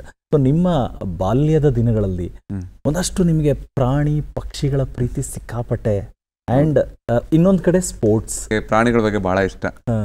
ಹಾಗೆ ಅದನ್ನ ಕೊಟ್ಟು ನಾಯಿ ತಗೊಂಡಿದ್ದು, ಅದನ್ನೇ ಹೇಳಿ ತುಂಬಾ ಡಾಗ್ ಶೋಗೆಲ್ಲ. ಹೌದು ಹೌದು. ನಾನು ಆ ಟೈಮ್ನಲ್ಲಿ ನಾನು, ನಮ್ಮ ಮನೆಯವ್ರು, ನನ್ನ ತಮ್ಮ, ನಮ್ಮ ಅಣ್ಣ ಎಲ್ಲರೂ ಇರ್ಬೋದು. ಪ್ರಾಣಿ ಅಂದ್ರೆ ಬಹಳ ಇಷ್ಟ. ಸೊ ಮನೇಲಿ 3-4 ನಾಯಿಗಳನ್ನ ಸಾಕ್ಬಿಟ್ಟಿದ್ವಿ. ನಮ್ಮ ತಾಯಿ ಯಾವಾಗ್ಲೂ ಬೈತಿದ್ರು, ನಿಮ್ಮದೇ ಒಂದು ಇಷ್ಟು ನಿಮಗೆ ಬೈಸಾಕೋದಲ್ಲದೆ ಅವಕ್ಕೂ ಬೈಸಾಕ್ಬೇಕು ಅಂತ. ಜರ್ನಿಯನ್ನ ನೋಡಿದಾಗ ಸರ್, ಅಂದ್ರೆ ಎಲ್ಲವನ್ನೂ ನೀವು ಪ್ರೀತಿಸ್ತೀರಾ, ಆಸಕ್ತಿಯಿಂದ ಅದರಲ್ಲಿ ಜೀವಿಸ್ತಿದ್ದೀರಾ. ಹಂಗಾಗಿ ಬಹುಶಃ ನೀವು ಕಲ್ಲಿನ ಜೊತೆಗೆ ಜೀವಿಸ್ತಾ ಇರೋದು. ನನಗೆ ಕಲ್ಲು ಹೇಗಾಗ್ಬಿಟ್ಟಿದೆ ಅಂದ್ರೆ, ನಾನು ಮಣ್ಣಿನ ಕೆಲಸ ಮಾಡ್ತೀನಿ. ಹೌದು. ಮಣ್ಣಲ್ಲಿ ಸ್ಟ್ಯಾಚು ಮಾಡಿ ಅದು ಕ್ಯಾಸ್ಟಿಂಗ್ ಹೋಗುತ್ತೆ ನೆಕ್ಸ್ಟ್. ನನಗೆ ಅದಕ್ಕೆ ಮಣ್ಣಿಗಿಂತ ಈಸಿ ಕಲ್ಲಾಗ್ಬಿಟ್ಟಿದೆ. ಕೆಲವೊಮ್ಮೆ 2 ಆಪ್ಷನ್ಸ್ ಕೊಟ್ರೆ ಕಸ್ಟಮರ್ಸ್ ನನಗೆ, ಮಣ್ಣಲ್ಲಿ ಮಾಡಿ ಕಂಚಿನ ಪ್ರತಿಮೆ ಮಾಡ್ತೀರಾ, ಕಲ್ಲಲ್ಲಿ ಮಾಡ್ತೀರಾ ಅಂದ್ರೆ ನಾನು ಮೊದಲು ಕಲ್ಲನ್ನೇ ಸೆಲೆಕ್ಟ್ ಮಾಡ್ಕೋತೀನಿ. ಓಕೆ. ಯಾಕಂದರೆ ಇದೇ ನನಗೆ ತುಂಬ ಈಸಿ, ಮಣ್ಣಿಗಿಂತ ಈಸಿ ಆಗಿದೆ, ಅಷ್ಟು ಸಮಯ ಕಳೆದು. ಜೊತೆಗೆ ಇದು ಲೈಫ್ ಸ್ಪ್ಯಾನ್ ಇದೆಯಲ್ಲ, ಅದು ನನಗೆ ಭಾಳ ವಿಸ್ಮಯ ಕೊಡುತ್ತೆ. ಸಾವಿರಾರು ವರ್ಷ ಆದ್ರೂ ಈಗಲೂ ನಾವು ಜಕಣಾಚಾರ್ಯನ ನೆನೆಸ್ಕೋತೀವಿ, ಬೇಲೂರು ಹಳೆಬೀಡನ್ನ ನೋಡ್ಲಿಕ್ಕೆ ಹೋಗ್ತೀವಿ. ಈಗಲೂ ಸುಮಾರು 10 ಲಕ್ಷ ಜನ ಈಗಲೂ ಅದಕ್ಕಿಂತ ಜಾಸ್ತಿ ಜನ ನೋಡ್ಲಿಕ್ಕೆ ಹೋಗ್ತಾರೆ, 1000 ವರ್ಷ ಹಳೆಯ ದೇವಸ್ಥಾನ ಆದ್ರೂ. ಸೊ ಇದೆಲ್ಲ ನನಗೆ ಯಾವಾಗಲೂ ನನಗೆ ಒಂದು ಸ್ಫೂರ್ತಿ ಕೊಡ್ತಾ ಇರುತ್ತೆ. ನಾನು ಹೋದ್ಮೇಲೆ ಯಾರೋ ನೆನ್ಸ್ಕೋತಾರಪ್ಪ ನನ್ನ, ಚೆನ್ನಾಗಿ ಮಾಡೋಣ ಈಗ ಅಂತ ಒಂದು ಸ್ಫೂರ್ತಿ ಡೈಲಿ ಕೊಡ್ತಾ ಇರುತ್ತೆ. ಮತ್ತೆ ಕೆಲವೊಮ್ಮೆ ಏನಾಗುತ್ತೆ, ಕಲ್ಲು ಜೊತೆ ನೀವು ಹೆಚ್ಚಿನ ಸಮಯ ಕಳೀತಾ ಬೇಜಾರಾಗ್ಬಿಡುತ್ತೆ ನಿಮಗೆ. ನಾನು ಅದಕ್ಕೆ ಏನು ಮಾಡ್ತೀನಿ, ಅದ್ರ ಜೊತೆ ಕತೆ ಡೆವಲಪ್ ಮಾಡ್ಕೋತೀನಿ. ನೀವು ಶಂಕರಾಚಾರ್ಯರು ಮಾಡ್ಬೇಕಾದ್ರೆ ನೀವು ಶಂಕರಾಚಾರ್ಯರಲ್ವಾ, ಮಾಡಿಸ್ಕೊಳ್ಳಿ ನನ್ನ ಕೈಲಿ. ನಾವು ಮಾನವರು ಇಷ್ಟು ಸುಂದರವಾಗಿದ್ದೀವಿ, ನೀವೆಷ್ಟು ಸುಂದರವಾಗಿರ್ಬೇಕಂಗ ನಮ್ಮ ಕೈ ಮಾಡಿಸ್ಕೊಳ್ಳಿ. ಈ ರೀತಿ ಒಂದು ಇಂಟ್ರಾಕ್ಷನ್ ಮಾಡ್ತಾ ಇರ್ತೀನಿ. ಮಾಡಬೇಕಾದ್ರೆ ಈಗ ಇದು ಹಣೆ, ಇದು ನಿಮ್ಮದು, ಇದು ನಿಮ್ಮ ಜಾಬ್ ಓನಿದು, ನಿಮಗೆ ನಿಮ್ಮ ತುಟಿ ಹೀಗಿರುತ್ತೆ, ಇಷ್ಟು ಸ್ಮೈಲ್ ಮಾಡೋದು ನಿಮ್ದು ಹಿಂಗಿರುತ್ತೆ ಅಂತ ನಾನು ಹೊಡಿಬೇಕಾದ್ರೆ ಪ್ರತಿಯೊಂದು ಸುತ್ತಿಗೆ ಏಟುವೆ ನಾನು ಬ್ಲೈಂಡ್ ಆಗಿ ಹೊಡೆಯಲ್ಲ, ತಿಳ್ಕೊಂಡೆ ಹೊಡಿತೀನಿ, ಅದ್ರಲ್ಲಿ ಏನೋ ಕತೆ ಹಿಡ್ಕೊಂಡೆ ಹೊಡಿತೀನಿ. ಅಲ್ಲ, ನಿಜವಾಗ್ಲೂ ಕಲ್ಲಿನ ಜೊತೆ ಮಾತಾಡ್ತೀರಿ ಅಂತ ಅರ್ಥ ಇದಕ್ಕೆ. ನನಗೆ ಹಂಗೆ ಅನ್ಸುತ್ತೆ. ಈಗ ಮೊದಲು ಏನಾಗ್ತಿತ್ತು, ಇನಿಷಿಯಲ್ ಸ್ಟೇಜಸ್ ಅಲ್ಲಿ ನಾವು ಜಾಮಿಟ್ರಿ ಬಾಕ್ಸ್ ಹಾಕೊಂಡು ಅದನ್ನ ಕಂಪೋಸ್ ತರ ಹಿಡ್ಕೊಂಡು ಹೊಡಿತಾ ಇದ್ದೆ. ಇದಲ್ವಲ್ಲ, ನನಗೆ ಇದೆಲ್ಲ ಬೇಕು. ಒಂದ್ಸಲ ಏನಾಯ್ತು, ಇದಕ್ಕೆ ಕಾರಣ ಇದೆ. ಒಬ್ರು ಯಾರೋ ಹೊರದೇಶದಿಂದ ಒಬ್ರು ಕಲಾವಿದರು ಬಂದಿದ್ರು. ನಮ್ಮ ಮನೆಯಲ್ಲಿ 100 ವಿಗ್ರಹಗಳಿದೆ, ಯಾವ್ದು ಪೂರ್ಣಗೊಳ್ಳದೆ ಇರೋವಂಥದ್ದು. 100 ವಿಗ್ರಹಗಳು ಬಂದ್ರು. ಅವರು ಒಂದು ತೋರಿಸಿದ್ರು, ಇದು ಯಾರು ಮಾಡಿದ್ದು ಒಂದು. ನಾನು ಹೇಳಿದೆ. ಇನ್ನೊಂದು 4-5 ವಿಗ್ರಹ ತೋರಿಸಿದ್ರು. 100ರಲ್ಲಿ 4 ತೋರಿಸಿದ್ರು ಅನ್ಕೊಳ್ಳಿ. 100ರಲ್ಲಿ 4 ತೋರಿಸ್ಬಿಟ್ಟು ಅದನ್ನ ಮಾತ್ರ ಯಾರು ಮಾಡಿದ್ದು ಅಂತ ಕೇಳಿದ್ರು. ನಾನು ಆಮೇಲೆ ಕೇಳ್ದೆ, ಯಾಕೆ ಇದನ್ನ ಕೇಳ್ತಾ ಇದ್ದೀರಾ? ನೋಡಿ, ಎಲ್ಲ 100 ವಿಗ್ರಹಗಳಿದೆ, ಆ 100 ವಿಗ್ರಹ ಚೆನ್ನಾಗಿದೆ, ಆದ್ರೆ ಈ 4 ವಿಗ್ರಹದಲ್ಲಿ ಒಂದು ಲೈಫ್ನೆಸ್ ಇದೆ, ಏನೋ ಒಂದು ಮೂಮೆಂಟ್ ಇದೆ. ಆ 4 ವಿಗ್ರಹಗಳು ಸರಿಯಾಗಿ ಅವ್ರು ಏನ್ ಸೆಲೆಕ್ಟ್ ಮಾಡಿದ್ರು, ನಮ್ಮ ತಾತ ಮಾಡಿರೋ ಅರ್ಧಂಬರ್ಧ ವಿಗ್ರಹಗಳು. ಸೊ ಆಗ ಗೊತ್ತಾಯ್ತು, ಇದು ಏನೋ ಬೇರೆ ಇದೆ ಇದರಲ್ಲಿ. ಅವ್ರಿಗೆ ಹೇಗೆ ಇದು ಗೊತ್ತಾಯ್ತಿದ್ದು, ಹೇಗೆ ಹುಡ್ಕುದ್ರು ಇದನ್ನ, ಯಾರು ಹೇಳಿಲ್ಲ ಅದನ್ನ. ಸೊ ಮೋಸ್ಟ್ಲಿ ಇದೆಲ್ಲ ಇನ್ನ ಏನೋ ಇದೆ ಅಂತೇಳಿ ನನಗೆ ಆಗ ಇನ್ನ ಹುಡುಕಾಟ ಜಾಸ್ತಿ ಆಗುತ್ತೆ. ಆಗ ನಾನು ಕತೆ ಡೆವಲಪ್ ಮಾಡ್ಕೋತೀನಿ. ಆಗ ಕಲ್ಲು ಜೊತೆ ಇನ್ನೇನೋ ಸಂಬಂಧ ಇದೆ ಅಂತ ಹುಡುಕಕ್ಕೆ ಹೋಗ್ತೀನಿ. ಮೈಸೂರು ಒಂದಾಕ್ಷಣ ಇಡೀ ಪ್ರಪಂಚನೇ ತಿರುಗಿ ನೋಡುತ್ತೆ. ಒಂದ್ ಕಡೆ ಮೈಸೂರು ದಸರಾ, ಮೈಸೂರು ಮಲ್ಗೆ, ಮೈಸೂರು ಪಾಕು, ಮೈಸೂರು ಪೇಟ, ಮೈಸೂರು ಸೀರೆ, ಈ ಥರದ್ದು ಎಲ್ಲ. ಆದ್ರೆ ಈಗ ಹೊಸ ಹೆಸರು ಬಂದಿರೋದು ಅರುಣ್ ಯೋಗಿರಾಜ್ ಅನ್ನೋ ಇದರಿಂದ. ಆದ್ರೆ ಅದಕ್ಕಿಂತ ಮುಂಚೆ ಮೈಸೂರು ನಿಮಗೆ ತುಂಬಾ ಆಪ್ತವಾಗತ್ತೆ. ಯಾಕಂತ ಹೇಳಿದ್ರೆ ಹಿಂದೆ ರಾಜರ ಕಾಲದಲ್ಲೇ ಮಾಡಿದಂತ ನಾಲ್ವಡಿ ಕೃಷ್ಣರಾಜ ಒಡೆಯರ್ ಅವರ ಆ ಪ್ರತಿಮೆಗೆ ಒಂದ್ ಯಾವ್ದೋ ಸಂದರ್ಭದಲ್ಲಿ ಏನೋ ಬಿದ್ದಾಗ ಅದನ್ನ ಸರಿ ಮಾಡುವಂಥದ್ದು, ಇನ್ನೊಂದ್ ಕಡೆ ಜಯಚಾಮರಾಜೇಂದ್ರ ಒಡೆಯರ್ ಅವರ ಪ್ರತಿಮೆನ ಮಾಡುವಂಥದ್ದು. ಈ ವಿಚಾರಗಳ ಬಗ್ಗೆ ಹೇಳಿ ಸರ್. ನೋಡಿ, ನಾನು ಮೈಸೂರು ಅಂದ್ರೆ ಸೈಕಲ್ ಹೊಡಿ ಅಭ್ಯಾಸ ನನಗೆ. ಅರಮನೆ ಹತ್ರ ಹೆಂಗಾರ ಮಾಡಿ ಜಯಚಾಮರಾಜ ಒಡೆಯರ್ ಸರ್ಕಲ್ ಒಳಗೆ ಹೋಗ್ಬೇಕು ನಾನು. ಮಂಟಪದೊಳಗೆ ಹೋಗಿ ಸ್ಟ್ಯಾಚ್ಯೂ ನೋಡ್ಬೇಕಪ್ಪ, ಅಷ್ಟು ಚೆನ್ನಾಗಿದೆ ಅಂತ. ಅಲ್ಲಿ ನನಗೆ ಸೆಕ್ಯೂರಿಟಿ ಇಶ್ಯೂಸ್, ವಾಚ್ಮೆನ್ ಯಾರು ಓಡಿಸ್ಬಿಡ್ತಿದ್ರು. ನನಗೆ ಬಹಳ ಬೇಜಾರಾಗಿ ಬರ್ತಾ ಇದ್ದೆ. ದೇವ್ರು ಎಂತ ಅನುಗ್ರಹ ಕೊಡ್ತಾನೆ ಅಂದ್ರೆ ಅದ್ರ ಪಕ್ಕದಲ್ಲೇ ಮಾಡೋಂಥ ಸರ್ಕಲ್ ಅವಕಾಶ ಮಾಡಿ ಕೊಡ್ತಾರೆ ನನಗೆ. ನನಗೆ ಅದು ಆಗ 32 ವರ್ಷ ನನಗೆ. ಆ ಟೈಮ್ನಲ್ಲಿ ಕಾರ್ಪೊರೇಷನ್ ಕಮಿಷನರ್ ಆಗಿ ಬೆಡ್ಸನ್ ಸರ್ ಇರ್ತಾರೆ. ನಂದು ದೊಡ್ಡ ವರ್ಕ್ 15 ಅಡಿ ಮಾರ್ಬಲ್. ನಾನು ಇದ್ರಿಗೂ ಜೀವನದಲ್ಲಿ ಮಾಡಿಲ್ಲ, ಅದೇ ಫಸ್ಟ್ ಟೈಮ್ ನಾನು ಮಾರ್ಬಲ್ ಮಾಡ್ತಾ ಇರೋದು. ಅವ್ರಿಗೆ ಹೇಳ್ತೀನಿ, ಸರ್ ಈ ಒಂದು ಅವಕಾಶ ಕೊಡಿ, ಮಾಡ್ತೀನಿ. ನಿಶ್ಚಯ ಸಣ್ಣ ಹುಡುಗ ಇದೆಯಪ್ಪ, ಹೆಂಗ್ ಮಾಡ್ತೀಯ ಅಂತ ಅವ್ರಿಗೆ ಅನುಮಾನ. ಇಲ್ಲ ಸರ್, ನಾನು ರೆಡಿ ಮಾಡ್ತೀನಿ, ಚೆನ್ನಾಗಿದ್ರೆ ತಗೊಳ್ಳಿ ಸರ್ ನೀವು ಬೇಕಾದ್ರೆ ಅಂತ ಅವ್ರಿಗೊಂದು ನಂಬಿಕೆ. ಅವ್ರಿಗೆ ಏನು ಹುಡುಗ ಇಷ್ಟೊಂದು, ನಾನೇ ರೆಡಿ ಮಾಡ್ತೀನಿ ಅಂತಿದ್ದಾನೆ, ಇಷ್ಟು ಸಣ್ಣ ಹುಡುಗ, ಏನು ಬೇಡ ದುಡ್ಡೇ ಕೊಡ್ಬಿಡಿ, ಮಾಡಿ ಚೆನ್ನಾಗಿದ್ರೆ ತಗೊಂಡು ಹೋಗ್ತೀನಿ ಅಂತ ಹೇಳ್ತಾನಲ್ಲ ಅಂತ ಅವ್ರಿಗೇನೋ ಒಂದು ಮನಸ್ಸಿನಲ್ಲಿ ನನ್ನ ಮೇಲೆ ಒಂದು ಆಸಕ್ತಿ, ಒಂದು ಹುಡುಗ ಮಾಡ್ತಾನೆ ನಂಬಿಕೆ ಬಂದಿದೆ. ಅದನ್ನ ಟೆಸ್ಟ್ ಮಾಡಕ್ಕೆ ಏನ್ ಮಾಡಿದ್ರು, ಒಂದ್ಸಲ ಅವರು ಅಧಿಕಾರಿ ಆಗಿದ್ರು, ಕಮಿಷನರ್ ಆಗಿದ್ರು. ರಾತ್ರಿ ಒಂದು 9-9:30 ಬರುವಂತದ್ದು ನಮ್ಮ ಮನೆ ಹತ್ರ. ಹಾಗೆಲ್ಲ ನಾನು ನೈಟ್ ಬೇರೆ ಬೇರೆ ಕೆಲಸಗಳು ಮಾಡ್ತಾ ಇರ್ತಿದ್ದೆ ರಾತ್ರಿ ಹೊತ್ತೆಲ್ಲ. ಅವ್ರು ಆಗ ಇಲ್ಲ ಹುಡುಗನಲ್ಲಿ ಇದೆ ಅಂತೇಳಿ ಮೈಸೂರು ಜಯಚಾಮರಾಜ ಒಡೆಯರ್ದು ನನಗೆ ಪ್ರತಿಮೆ ನಿರ್ಮಾಣ ಮಾಡ್ಲಿಕ್ಕೆ ಕೊಡ್ತಾರೆ, ಮಾರ್ಬಲ್ದು. ಅದು ಫಸ್ಟ್ ಟೈಮ್ ಕೊಡ್ತಾರೆ. ಅದೊಂದು ಒಳ್ಳೆ ಕಾನ್ಫಿಡೆನ್ಸ್ ನನಗೆ ಆ ಸಮಯಕ್ಕೆ. ನೀವು ಅಂದಂಗೆ ಅದೇ ರೀತಿ ಅಧ್ಯಯನ, ಹೋಮ್ವರ್ಕ್, ಪೇಟ ಏನು, ಅವ್ರ ಡ್ರೆಸ್ ಕೋಡ್ ಏನು, ಅರಮನೆ ಒಳಗೆ ಹೋಗೋದು, ತಿಳ್ಕೊಳ್ಳೋದು, ಬರೋದು, ಪೇಟ ತಗೊಂಡ್ ಬರೋದು. ಸೊ ಅದರದ್ದು ಹೋಮ್ವರ್ಕ್ ಎಲ್ಲ ಮಾಡ್ಕೊಂಡು ಮೂರ್ತಿ ನಿರ್ಮಾಣ ಅಂದ್ರೆ ಜಯಚಾಮರಾಜ ಪ್ರತಿಮೆ ಮಾಡಿದೆ. ಅಂದಿನ ಮುಖ್ಯಮಂತ್ರಿಗಳು ಸಿದ್ದರಾಮಯ್ಯ ಸರ್ ಇರ್ತಾರೆ. ಅವರು ಬಂದು ಅವ್ರ ಸ್ಪೀಚಲ್ಲಿ ಹೇಳ್ತಾರೆ, ನಾನು ಮೈಸೂರಿನಲ್ಲಿ ಹುಟ್ಟಿ ಬೆಳೆದಿದ್ದು, 3 ವಿಗ್ರಹನ ನೋಡಿದ್ದೇನೆ, ಬಟ್ ಇದು ಜಯಚಾಮರಾಜರು ಎದ್ದು ಬಂದಂಗಿದೆ ಜೀವಂತವಾಗಿ ಅಂತ ಹೇಳಿ ಓಪನ್ ಸ್ಟೇಜಲ್ಲಿ ಮೈಕಲ್ ಇದನ್ನ ಹೇಳ್ತಾರೆ. ಜೊತೆಗೆ ಈ ಹುಡುಗಂಗೆ ನಾನು ಕರ್ನಾಟಕದ ಸರ್ಕಾರದ ಪರವಾಗಿ ಅಭಿನಂದನೆ ಸಲ್ಲಿಸ್ತೀನಿ ಅಂತ ಒಂದು ಅಪ್ರಿಸಿಯೇಷನ್ ಕೊಡ್ತಾರೆ. ಅದು ಬಹಳ ದೊಡ್ಡ ಸ್ಫೂರ್ತಿ ನನಗೆ ಕಲಾವಿದನಾಗಿ ಆಗ. ಸೊ ಅದಾದ ನಂತರ ನನಗೆ ರಾಮಕೃಷ್ಣ ಪರಮಹಂಸರದ್ದು ಮಾರ್ಬಲ್ ಮಾಡ್ಕೊಡ್ತೀನಿ ನಮ್ಮ ರಾಮಕೃಷ್ಣ ನಗರದಲ್ಲಿ ಮೈಸೂರಿನಲ್ಲಿ. ಅದುವೇ ಭಾರತದಲ್ಲಿ ಅತಿ ದೊಡ್ಡದ ರಾಮಕೃಷ್ಣ ಪ್ರತಿಮೆ. ಅದಾದ ನಂತರ ಡಾಕ್ಟರ್ BR ಅಂಬೇಡ್ಕರ್ ಅವ್ರದ್ದು ಟೌನ್ ಹಾಲಲ್ಲಿ ಮಾಡ್ಕೊಡ್ತೀನಿ. ಸೊ ಮಹಾರಾಜ್ ಕಾಲದಲ್ಲಿ ಮಾಡಿದ 3 ಸರ್ಕಲ್ ಬಿಟ್ರೆ ನಂತರ 3 ಸರ್ಕಲ್ ದೊಡ್ಡದು ಏನಾಗಿದೆ ಮೈಸೂರಿನಲ್ಲಿ, ಅದು 3 ನನಗೆ ಮಾಡೋ ಅವಕಾಶ ಸಿಗುತ್ತೆ. ದಸರಾ ಸಮಯದಲ್ಲಿ ಎಷ್ಟೊಂದು ಜನ ಟೂರಿಸ್ಟ್ ಮೈಸೂರದ್ದು ಫೋಟೋ ತೆಗಿತಾರೆ, ಅದ್ರಲ್ಲಿ ಈಗ ನನ್ನ ಆರ್ಟ್ ವರ್ಕ್ ಬರುತ್ತೆ, ಅದು ನನಗೆ ಖುಷಿ ಆಗುತ್ತೆ. ಸರ್, ಈಗ ತಾವು ಹೇಳಿದ್ರಿ ಮೊದಲ ಸಲ ಅಂದ್ರೆ ಅಯ್ಯಪ್ಪ ಸ್ವಾಮಿ ಮೂರ್ತಿನ 2 ದಿನದಲ್ಲಿ ಸಿದ್ಧಗೊಳಿಸಬೇಕಾಗಿತ್ತು ಅಂತ.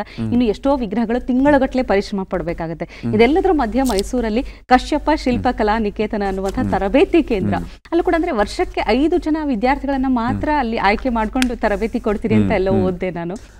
ಹೇಗೆ ಸರ್ ಇದು? ಹೇಗೆ ನನಗೆ ಆ ಟೈಮ್ನಲ್ಲಿ ಫೈನಾನ್ಷಿಯಲ್ ಅಷ್ಟೇ ನನ್ನ ಕೈಲಿ ಶಕ್ತಿ ಇದ್ದಿದ್ದು. ಸೊ ಕೆಲವೊಮ್ಮೆ ಎಂತಿತ್ತು, ಈಗ ನಾಲೆಜ್ ಟ್ರಾನ್ಸ್ಫರ್, ಈಗ ಸುಮಾರು ಒಂದು 200 ವರ್ಷದ ವಿದ್ಯೆ ನನ್ನ ತಲೆಯಲ್ಲಿ ಕೂತಿದೆ, ಅದು ಅಲ್ಲೇ ಕುಳಿತರೆ ಅಲ್ಲೇ ಸತ್ತೋಗ್ಬಿಡುತ್ತೆ, ಅದು ನನ್ನ ಜೊತೆಗೆ ಹೊಟ್ಟೋಗ್ಬಿಡುತ್ತೆ. ಹೇಗಾದ್ರೂ ಮಾಡಿ ಇದು ಮುಂದೆ ಹೋಗ್ಬೇಕು ಅಂತೇಳಿ ಒಂದು 5 ವರ್ಷದಿಂದನೇ ಈ ಒಂದು ಅಭ್ಯಾಸ ಮಾಡ್ತಾ ಬಂದೆ. ಯಾವ್ದಾದ್ರು ಮಕ್ಳು ಇಂಟ್ರೆಸ್ಟ್ ಇರೋವಂಥದ್ದು ಅವ್ರು ಅಲ್ಲೇ ಉಳ್ಕೊಳ್ಳೋಕ್ಕಾಗಲಿ, ಒಂದು ಊಟ ತಿಂಡಿ. ಕೆಲವೊಮ್ಮೆ ಮಕ್ಳು ಬರ್ತಾರೆ, ಅವ್ರ ಮನೇಲಿ ಫೈನಾನ್ಷಿಯಲಿ ಸ್ಟೇಬಲ್ ಇರೋಲ್ಲ, ಸೊ ಅವ್ರ ಕೆಲಸ ಗೊತ್ತಿಲ್ಲದಿದ್ರು ಅವ್ರಿಗೊಂದು ಸಹಾಯಧನ ಕೊಡಬೇಕಾಗಿರುತ್ತೆ. ಸೊ ಇವೆಲ್ಲ ಯೋಚನೆ ಮಾಡಿ ನನ್ನ ಕೈಲಿ ಅಫೋರ್ಡಬಲ್ 4-5 ಜನಕ್ಕೆ ಮಾಡ್ಬೋದಪ್ಪ ಅಂತ ಹೇಳಿ ಮಕ್ಳಿಗೆ ಹೇಳ್ಕೊಡ್ತಿದ್ವಿ. ಅವ್ರು ಹೇಳ್ಕೊಂಡು ಅವ್ರು ಕಲ್ತು ಸ್ವಂತವಾಗಿ ಅವ್ರವ್ರ ಊರಲ್ಲಿ ಮಾಡ್ತಾ ಇದ್ದಾರೆ. ಕೆಲವೊಮ್ಮೆ ನನಗೆ ನೆಸೆಸಿಟಿ ಇದ್ದಾಗ ಬರ್ತಾರೆ, ಮಾಡ್ಕೊಟ್ಟು ಹೋಗ್ತಾರೆ. ಸ್ವಂತ ಮನೆಯನ್ನೆಲ್ಲ ಕಟ್ತಾ ಇದ್ದಾರೆ ಎಷ್ಟೊಂದು ಜನ. ಸೊ ಇದೆಲ್ಲ ನೆನೆಸ್ಕೊಂಡಾಗ ಒಂದು ಕಡೆ ಒಂದು ಹೇಳ್ಕೊಟ್ಟು ವಿದ್ಯೆ ನನ್ನಿಂದ ಹೊರಗೋಗಿದೆ. ಈ ಥರ ದಿನ ಜಾಸ್ತಿ ಆಗಬೇಕು, ಬಟ್ ಸಣ್ಣ ಮಟ್ಟದಲ್ಲಿ ಈಗ ಈಚೆ ಬಂದಿದೆ ನೋಡಿ. ಈಗಲೂ ನಾವು ನಮ್ಮ ತಾತನವ್ರ ಗುರುಗಳು ಶಿಲ್ಪಿ ಸಿದ್ಧಲಿಂಗ ಸ್ವಾಮಿಗಳನ್ನ ನೆನೆಸ್ಕೋತೀನಿ. ಡೈಲಿ ದಿನನಿತ್ಯ ಅವ್ರಿಗೊಂದು ನಮಸ್ಕಾರ ನನ್ನ ಕಡೆಯಿಂದ ಇದ್ದೇ ಇರ್ತೇವೆ, ಎದ್ದಾಗ್ಲೂ ಮಲಗಕ್ಕೂ ಮುಂಚೆ ನೋಡಿ. ಅದು ಒಂದು ಗುರು ಪರಂಪರೆ. ಅವರು ನಮ್ಮ ತಾತನವ್ರಿಗೆ ಹೇಳ್ಕೊಟ್ಟಿದ್ದಕ್ಕೆ ಇವತ್ತು ಒಬ್ಬ ನಿಮ್ಮ ಮುಂದೆ ಕೂತ್ಕೊಂಡು ಮಾತಾಡ್ತಾ ಇದ್ದೀನಿ. ಸೊ ಇದು ಬಹಳ ದೊಡ್ಡ ವಿಷಯ.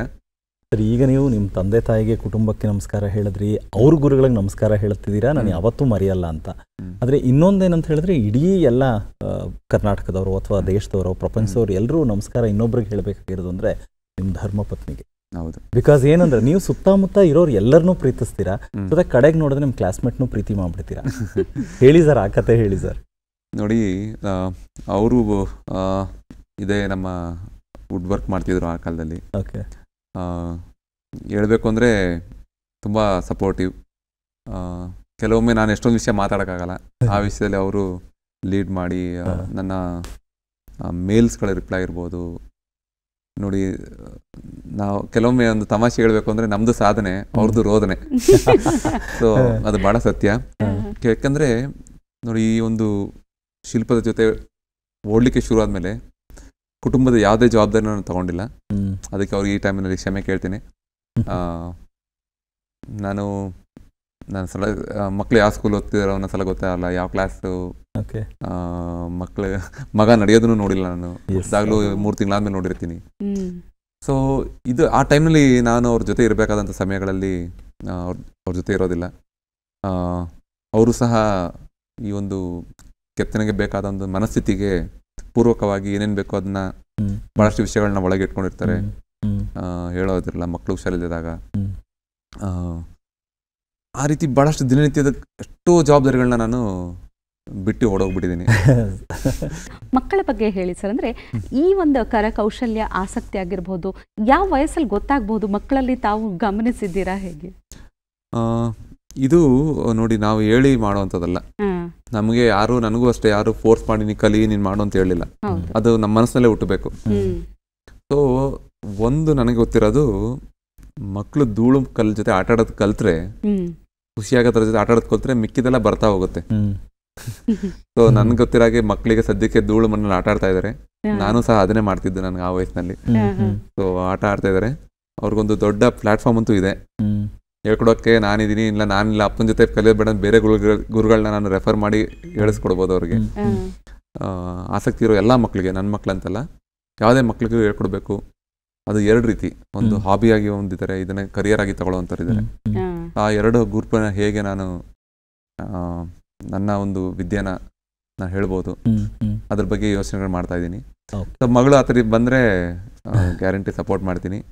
ಸೊ ಒಬ್ರು ಲೇಡೀಸ್ ಸ್ಕಲ್ಪ್ಟರ್. ಕರೆಕ್ಟ್, ಹೌದು ಹೌದು. ಅಲ್ಲ ಆಗಲಿ ಅನ್ನೋದು ನಮ್ಮ ಆಶಯಗಳು, ಉದ್ದೇಶಗಳು. ಯಾಕೆಂದ್ರೆ ನಿಮ್ದು ಮನೆತನನೇ ಹಾಗೆ ಬೆಳೆದು ಬಂದಿರೋದ್ರಿಂದ ಪ್ರಾಬಲಿ ಮುಂದಿನ ಜನ್ರೇಷನ್ ಅದನ್ನು ನೋಡೋದಕ್ಕೆ ಕಾಯ್ತಾ ಇದೆ. ಆ್ಯಂಡ್ ಮೀನ್ ವೈಲ್ ಸರ್, ಕಲಾವಿದ ಅಂತ ಹೇಳಿದಾಗ ಈಗ ಸಕ್ಸಸ್ಸಲ್ಲಿ ನಿಂತಾಗ ನಗು ಸಂತೋಷ ಎಲ್ಲ ಹ್ಯಾಪಿನೆಸ್ಸೇ ಕೂಡಿರುತ್ತೆ.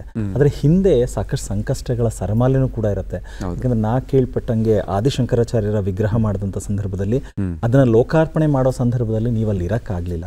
ಹೌದು, ಯಾಕಂದ್ರೆ ಆಗ ಅಪ್ಪಂಗೆ ಆಕ್ಸಿಡೆಂಟ್ ಆಗಿತ್ತು. ಹೌದು ಸರ್, ನೋಡಿ, ನಾನು ಕೆಲಸ ಶುರು ಮಾಡಿದ್ದು ನಮ್ಮ ತಂದೆಯವ್ರಿಗೆ ಮೆಚ್ಚಿಸ್ಬೇಕು ಅಂತಾನೆ. ಅಂದರೆ ಕೆಲಸ ಮಾಡಿದಾಗಲೂ ನಮ್ಮ ತಂದೆ ಕರೆಕ್ಷನ್ ಹೇಳ್ತಿದ್ರು ಯಾವಾಗಲೂ, ಇಲ್ಲ ಇದು ಹಿಂಗೆ ಮಾಡಬೇಕು, ನೀನು ಹಿಂಗೆ ಮಾಡಬೇಕು, ನಿಮ್ಮ ತಾತ ಇನ್ನೂ ಇಷ್ಟು ಚೆನ್ನಾಗಿ ಮಾಡ್ತಿದ್ರು. ಓಕೆ. ಪ್ರತಿಯೊಂದು ವಿಗ್ರಹ ಮಾಡಿದಾಗಲೂ ಅವರು ಕರೆಕ್ಷನ್ ಹೇಳ್ತಿದ್ರು. ಕೆಲವೊಮ್ಮೆ ಅದನ್ನು ಚಿಪ್ಪೋಟೆ ಮಾಡಿರೋ ಕೆಲಸ ತೆಗೆದು ಮತ್ತೆ ಮಾಡು ಅಂತ ಬಿಡ್ತಿದ್ರು. ಓಹೋ, ಓಕೆ. ನನಗೆ ಅದು ಮಾಡ್ತಾ ಇದ್ರಲ್ಲ ಹಠ ಜಾಸ್ತಿನೇ ಆಗ್ತಾ ಹೋಗ್ತಿತ್ತು ನನಗೆ. ಏನಿದು ತಂದೆ ಹೇಳ್ದಾಗಲೆಲ್ಲ ಏನೇನೋ ಹೇಳ್ತಾರಲ್ಲ. ಒಂದು ಸಮಯದಲ್ಲಿ ನಮಗೂ ಒಂದು ಅಹಂಕಾರ ಬಂದ್ಬಿಟ್ಟಿರುತ್ತೆ, ನಾನು ದೊಡ್ಡ ಶಿಲ್ಪಿ ಆಗ್ಬಿಟ್ಟಿದ್ದೀನಿ, ಅಪ್ಪಂಗೆ ಚೆನ್ನಾಗಿ ಮಾಡ್ತೀನಿ ಅಂತ. ಆದ್ರೆ ಅವ್ರು ಬೈತಾನೆ ಇದ್ದಾರೆ. ನಾನು ಅವ್ರಿಗೆ ಚೆನ್ನಾಗಿ ಮಾಡ್ತೀನಿ ಅಂತ ಮನಸ್ಸಲ್ಲಿ ಕೂತ್ಬಿಟ್ಟಿದೆ. ಇದಕ್ಕೆ ಉತ್ತರ ಹುಡುಕ್ಬೇಕು ನಾನು. ಸೊ ಆಗ ಏನು ಮಾಡಿದೆ, ಒಂದು ಫೋಟೋ ತೆಗೆಸ್ದೆ.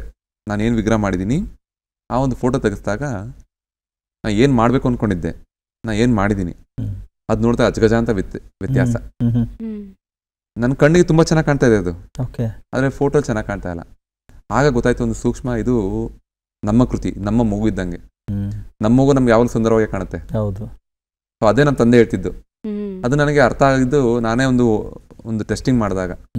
ಆಗ ಅರ್ಥ ಆಯ್ತು, ಇಲ್ಲ ತಂದೆಯವ್ರು ಹೇಳ್ತಿರೋದು ಭಾಳ ಏನೋ ಅರ್ಥ ಇದೆ, ನನಗೆ ಅಹಂಕಾರ ಬಂದಿದೆ ಅನ್ನೋದು ಗೊತ್ತಾಯ್ತು. ಅವತ್ತೇ ಅದನ್ನ ಸೈಡ್ಗೆ ಇಟ್ಟು ಈಗ ಸಣ್ಣ ಮಕ್ಳ ಹತ್ರ ಕಲಿಯೋಕಿದ್ರು ಕಲ್ತ್ಕೋತೀನಿ ನಾನು. ಸೊ ಹೀಗೆ ತಂದೆಯವ್ರೇ ಅವ್ರ ಕಲಿ ಶಬಾಷ್ ಅನ್ಸ್ಕೋಬೇಕು ಅಂತಾನೆ ಕೆಲಸ ಮಾಡ್ತಾ ಬರ್ತಾ ಇದ್ದೆ. ಅದು ಮುಂದೆ ಹೋಗ್ತಾನೆ ಇತ್ತು. ಬಟ್ ಶಂಕರಾಚಾರ್ಯದ್ ಮಾಡಿದಾಗ ಅವ್ರಿಗೆ ಫೋನ್ ಮಾಡಿ ಹೇಳ್ತಾರೆ, ನನಗೆ ಎದುರಿಗೆ ಹೇಳೋಕ್ಕಾಗಲ್ಲ, ನಮ್ಮ ಅಪ್ಪನ ಹೆಸರು ಉಳಿಸ್ಬಿಟ್ಟೆ ಕಣೋ ಅಂತ ಹೇಳಿ ನನಗೆ ಅಪ್ರಿಸಿಯೇಷನ್ ಮಾಡ್ತಾರೆ. ಸೊ ಐ ಥಿಂಕ್ ಅದೇ ನನಗೆ ಜೀವನದಲ್ಲಿ ಇದುವರೆಗೂ ಒಂದು ಬೆಸ್ಟ್ ಅಪ್ರಿಸಿಯೇಷನ್ ಯಾರಿಂದ ಸಿಕ್ಕಿದೆ ಅಂದರೆ ಮೋಸ್ಟ್ಲಿ ನಮ್ಮ ತಂದೆಯಿಂದ ನನಗೆ ಸಿಕ್ಕಿರೋದು. ಅವರಷ್ಟು ಖುಷಿ ಆಗುತ್ತೆ. ಅವರು ನನಗೆ ಫೋನ್ ಮಾಡಿ ಹೇಳ್ತಾರೆ, ನಾನು ಇದನ್ನು ಕೇಳೋಕ್ಕೆ ಒಂದು 15-20 ವರ್ಷದಿಂದ ಶ್ರಮ ಪಡ್ತಾನೆ ಇದ್ದೆ. ಶಂಕರಾಚಾರ್ಯ ವಿಗ್ರಹದಲ್ಲಿ ಅದು ನನಗೆ ಪೂರ್ಣ ಆಗುತ್ತೆ. ಆ ವಿಗ್ರಹ ನಮ್ಮ ಕೇದಾರ್ನಾಥಲ್ಲಿ ಇನ್ಸ್ಟಾಲೇಷನ್ನು. ಅಲ್ಲಿ ತುಂಬ ವೆದರ್, ತುಂಬ -ಡಿಗ್ರೀಸಲ್ಲಿರುತ್ತೆ. ಜೊತೆಗೆ ನಮ್ಮದು ಕೆಲಸ ಜಾಸ್ತಿ ಇರುತ್ತೆ. ಅಲ್ಲಿ ಚಿನ್ನೂಕ್ ಹೆಲಿಕಾಪ್ಟರ್ಸ್ನಲ್ಲಿ ತೊಗೊಂಡೋಗಿ ಇನ್ಸ್ಟಾಲ್ ಮಾಡೋವಂಥದ್ದು, ಇಂಡಿಯನ್ ಏರ್ಫೋರ್ಸ್ ಜೊತೆ ಕೋಆರ್ಡಿನೇಷನ್ ಮಾಡೋವಂಥದ್ದು. ಸೊ ಅಪ್ಪನಿಗೆ ಬೇಡ, ನೀವು ಬರಬೇಡಿ, ಇಲ್ಲೇ ಇರಿ ಅಂತೇಳಿ ನಾನು ಹೊರಡ್ತೀನಿ. ಅವ್ರಿಗೆ ಆ ಸಮಯದಲ್ಲಿ ಒಂದು ಆಕ್ಸಿಡೆಂಟ್ ಆಗಿ ಅವ್ರು ತೀರೋಗ್ಬಿಡ್ತಾರೆ. ಸೊ ಅದಕ್ಕೋಸ್ಕರ ನಾನು ಮುಂಚೆ ಮತ್ತೆ ಮಧ್ಯದಲ್ಲಿ ಬಂದು ನಾನು ಒಂದು 5 ದಿವಸ ಇರ್ತೀನಿ. ಬಟ್ ಅಲ್ಲಿ ಕೆಲಸ ನಿಂತೋಗಿರುತ್ತೆ. ಬಟ್ 11 ದಿವಸದ ಕಾರ್ಯ ಮಾಡಬೇಕಾದ್ರೆ ನನಗೆ ಎಮರ್ಜೆನ್ಸಿ ಕಾಲ್ ಬರ್ತೀನಿ, ನೀವು ಇಮಿಡಿಯೇಟಾಗಿ ಹೊರಟು ಬನ್ನಿ ಅಂತ. ಆ ಕಾರ್ಯನ ಬಿಟ್ಟು ನಾನು ಕೆಲ್ಸಕ್ಕೆ ಹೋಗ್ಬೇಕಾಗತ್ತೆ. ಸೊ ಕೆಲವೊಮ್ಮೆ ಅನ್ಸುತ್ತೆ ದೇವರು ನಮ್ಮ ಸಮತೋಲನ ಕಾಪಾಡೋಕ್ಕೆ ಒಂದು ಕೊಟ್ಟಿ ತಗೊಳ್ಳೋವಂಥದ್ದು. ಈ ವಯಸ್ಸಲ್ಲಿ ಹುಡುಗಿಗೆ ಇಷ್ಟು ಸಿಕ್ಕದಿರೋದು, ಅದನ್ನ ಬ್ಯಾಲೆನ್ಸ್ ಮಾಡೋಕ್ಕೆ ಈ ಥರ ನಂದು ಕೊಟ್ಟರು ಅನ್ಸತ್ತೆ. ಅದಕ್ಕೆ ನನಗೆ ಏನೇ ಮಾಡಿದ್ರು ಈಗೇನು ಎಕ್ಸೈಟೇ ಆಗಲ್ಲ, ನನಗೆ ಖುಷಿ ಆಗಲ್ಲ. ಓಕೆ, ನನ್ನ ಜವಾಬ್ದಾರಿ ಇದೆ, ನಾನು ಮಾಡಬೇಕು, ಅದರಲ್ಲಿ ಪ್ರೀತಿಯಾಗಿ ಹುಡುಕ್ಬೇಕು, ಇಷ್ಟೇ ಇದೆ. ಅದು ಸಿಕ್ಬಿಡ್ತು, ನಾನು ಮಾಡಿಬಿಟ್ಟೆ, ಅದೆಲ್ಲೂ ನನ್ನ ಮನಸ್ಸೊಳಗೆ ಹೋಗ್ತಾ ಇಲ್ಲ. ಯಾಕೆ ನೋಡೋಕೆ ನಮ್ಮ ತಂದೆನೇ ಇಲ್ವಲ್ಲ. ಸೊ ಇದು ನನಗೆ ಎಷ್ಟು ನೋಡಿ. ಅದಾದಮೇಲೆ ಇನ್ನೂ ದೊಡ್ಡ ಕೆಲಸ ಇಂಡಿಯಾ ಗೇಟ್ ಮಾಡಿದೆ, ಅದು ನೋಡೋಕೆ ನಮ್ಮ ತಂದೆ ಇಲ್ಲ.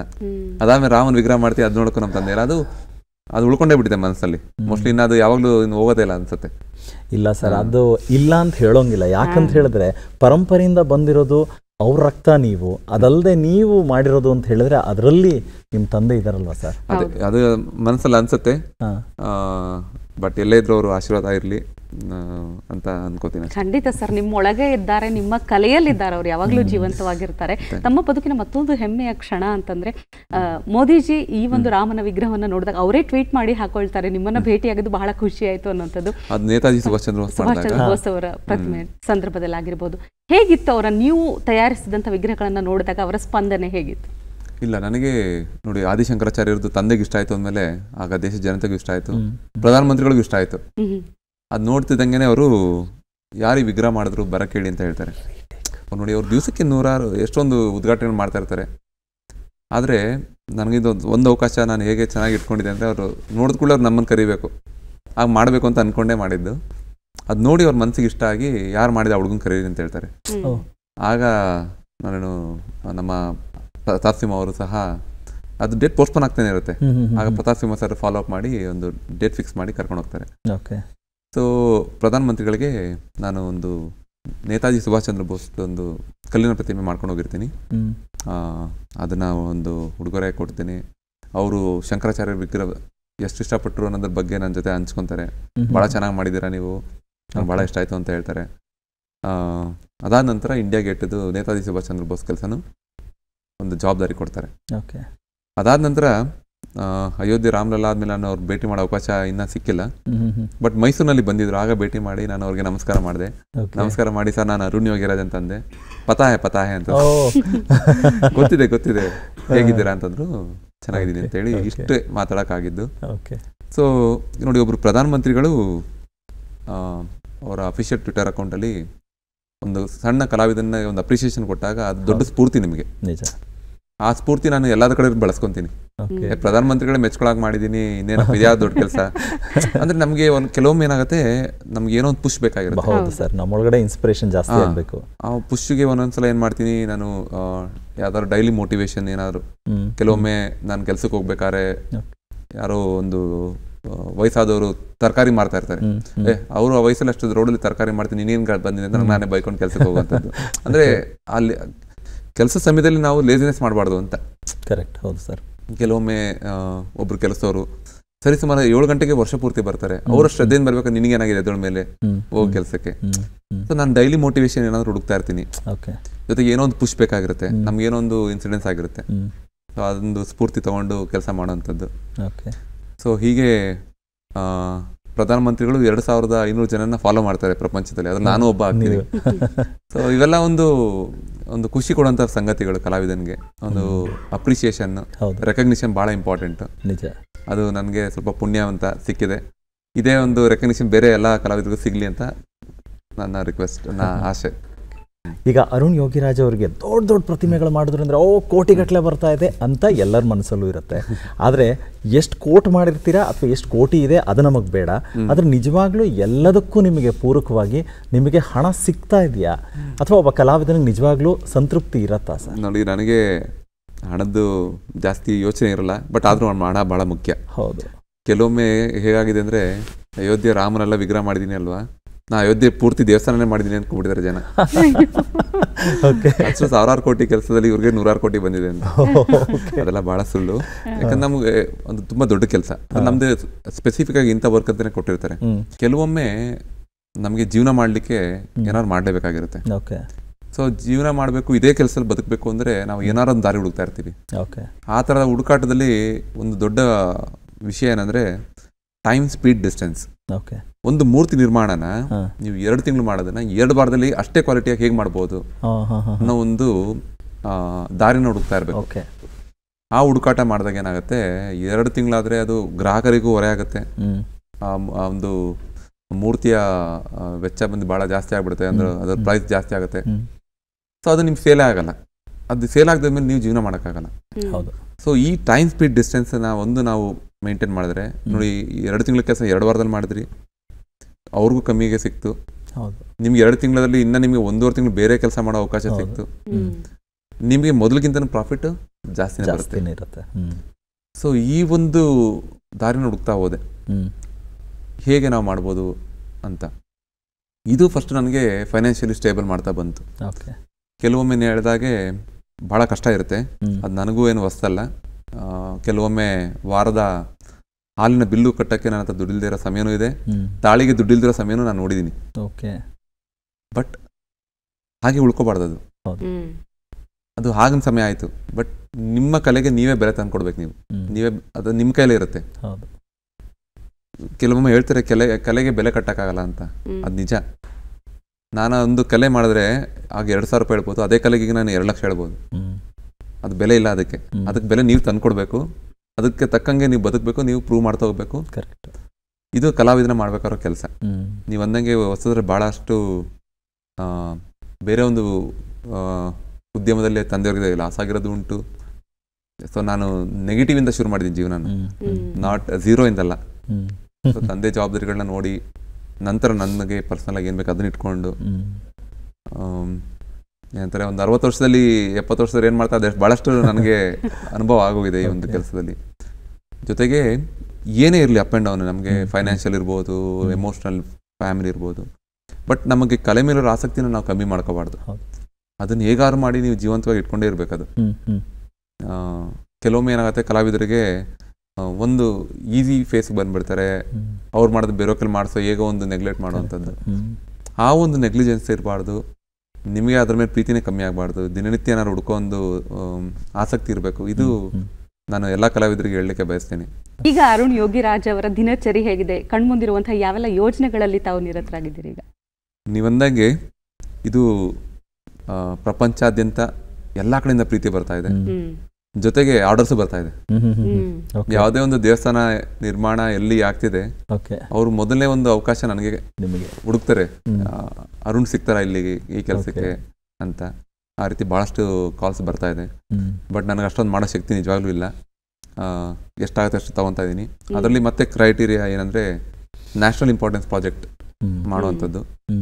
ನಂತರ ದೇವಸ್ಥಾನಗಳು ನಮ್ಮ ಗ್ರಾಮದಲ್ಲಿ ಪಬ್ಲಿಕ್ ಅಂದರೆ ಗ್ರಾಮಗಳಲ್ಲಿ ಊರವ್ರು ಮಾಡುವಂಥ ದೇವಸ್ಥಾನ ವಿಗ್ರಹಗಳು, ಅದರ ನಂತರ ಪರ್ಸನಲ್ ಕಲೆಕ್ಷನ್ ಮನೆಗೆ ಮಾಡಿಕೊಡುವಂಥದ್ದು. ತುಂಬ ದೊಡ್ಡ ಶ್ರೀಮಂತ ಎಷ್ಟು ಬೇಕಾದ್ರೆ ಕೊಡ್ತೀವಿ, ನಮ್ಮ ಮನೆಗೆ ಮಾಡಿಕೊಡಿ, ಅದು ಲಾಸ್ಟಲ್ಲಿ ಇಟ್ಕೊಂಡಿದ್ದೀನಿ. ದೇಶಕ್ಕೆ ಮೊದಲು ನಮ್ಮ ಊರುಗಳಲ್ಲಿ ಮಾಡ್ಕೊಳ್ಳೋ ಗ್ರಾಮ ದೇವತೆ ಇರ್ಬೋದು, ದೇವರ ವಿಗ್ರಹಗಳು, ಅದು 2ನೇ ಸ್ಥಾನದಲ್ಲಿ. ಕೊನೆಯಲ್ಲಿ ಈ ರೀತಿ ನಾನು ಪ್ರಯಾರಿಟಿ ಸೆಟ್ ಮಾಡ್ಕೊಂಡಿದ್ದೀನಿ.